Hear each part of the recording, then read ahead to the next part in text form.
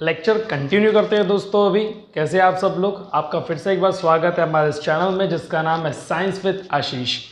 Gravitation chapter हम लोग ने 10th स्टैंडर्ड का स्टार्ट किया था। उसमें हम लोग बहुत सारे फॉर्मूले स्टडी कर लिए, नहीं बहुत सारे तो नहीं बट इंपॉर्टेंट फॉर्मूले हम लोग ने स्टडी कर लिए और कुछ फॉर्मूले तो हमने 9th स्टैंडर्ड से ही बोरो किए हैं। अब हम इस मुकाम पर आए हैं कि एक सवाल जब हमारे दिमाग में घूमता है कि भैया हम जब समुद्र के किनारे खड़े होते हैं तो वहाँ पर हमें लहरें नज़र आती है, लेकिन कभी कभी लहरें बहुत ऊंची उठ जाती है। जैसे कि ये अगर समुद्र का पानी है, बड़ा शांत हिचकोले खा रहा है, लेकिन कभी कभी हमको लहरें ऐसी और ये इस तरीके से ऊपर उठी हुई लहरें नज़र आती है। तो ये ऊपर उठी हुई लहरें कब और किस तरीके से आती है? जनरली इसका एक जवाब तो है तेज़ आती हुई हवा, या फिर हम बोल सकते हैं साइक्लोन या फिर चक्रवात जब आता है तो इस तरीके से बड़ी बड़ी लहरें आती है। लेकिन तेज़ हवाएं या साइक्लोन ये रोज़ की बात नहीं होती, और ये एक्टिविटी रोज़ हो रही होंगी, दिन में 2 बार हो रही होंगी, राइट। तो इसका क्या रीज़न हो सकता है? तो यही रीज़न देखने के लिए हमने यहाँ पर टाइटल लिया है high tide and low tide. Tide का मतलब होती है ऊंची लहर, ठीक है। वेव्स और टाइड में थोड़ा सा फर्क है। वेव जो पानी ऐसे ही मूवमेंट में चलता है that's called as a wave, but tide ये अलग चीज़ होती है जहाँ पर लहरें काफ़ी ज़्यादा उठ जाती है। ये समझने के लिए हम लोग ना यहाँ पर अर्थ बनाएंगे। This is our mother earth, ठीक है। थोड़ी बहुत बन जाती है, कभी कभी गोल कभी नहीं बनती, क्योंकि वैसे भी हमारी पृथ्वी एग्जैक्टली तो राउंड नहीं है, मान के चलते। This is our mother earth. अब according to the law of gravitation given by Newton, that is the force is directly proportional to the product of the masses and that force is inversely proportional to the square of distance between their centers। आपको बहुत अच्छे से याद आ रहा होगा, हम लोग यहाँ पे या फिर मेरे बोलने से पहले ही आप लोग बोल देते होंगे। चलो अच्छी बात है, खुद के लिए एक बार क्लैप कर दीजिए। इस रिलेशन के अकॉर्डिंग हम जानते हैं कि एक ऑब्जेक्ट अगर अर्थ है, दूसरा ऑब्जेक्ट हमारे पास में है से मून, हमारा चंदा मामा, दिस इज आवर मून। अब इनके बीच के डिस्टेंस को हम लोग कह देंगे d, राइट। अभी मैं बनाऊं, ठीक है बना लेता हूं। ये हो गया हमारे पास इनके बीच का डिस्टेंस, राइट।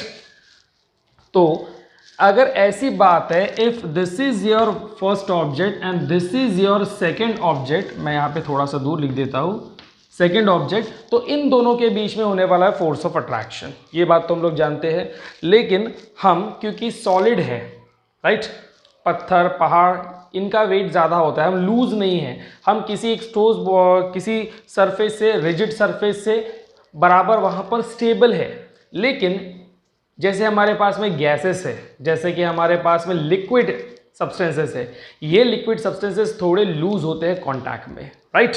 और इनकी एक्टिविटी है टू फ्लो, और जो फ्लो होते हैं उसको हम लोग कहते हैं फ्लूइड। और फ्लूइड में दोनों आते हैं हमारे पास में, गैस भी आता है और लिक्विड भी आता है। सुनते हैं हम लोग हवा बह रही है, पानी बह रहा है। सो हवा पानी दोनों फ्लूइड है, क्योंकि ये क्या होती है, बहती है। ये इनकी प्रॉपर्टी हो गई। चलिए अब काम की बात करते हैं। तो सवाल ये आ जाता है कि ये हाई टाइड ऊंची लहरें और कम लहरें कब और किस तरीके से होती है। जब कभी भी चांद हमारे जो बहुत करीब है, सूरज भी, लेकिन हम लोग चांद की बात करेंगे because it is very nearer as compare to the sun. Sun बहुत दूर है अर्थ से। तो जब कभी भी चांद ये अर्थ के सरफेस के परपेंडिकुलर होता है, किसी एक एरिया के या फिर एक रीजन के, सपोज वो इसके परपेंडिकुलर है इस तरीके से, तो इस जगह पर जितना पानी रहेगा वो पानी क्योंकि अर्थ के लूज कांटेक्ट में है, और वो वाटर क्या होगा, अर्थ के तरफ खींचा चला जाएगा। हम लोग यहाँ पे एक इमेजिनरी बना देते हैं। Suppose all over the world हमने यहाँ पर पानी बना दिया, पूरे धरती के आजू बाजू हमने पानी घेर लिया। ये मान लीजिए पानी है,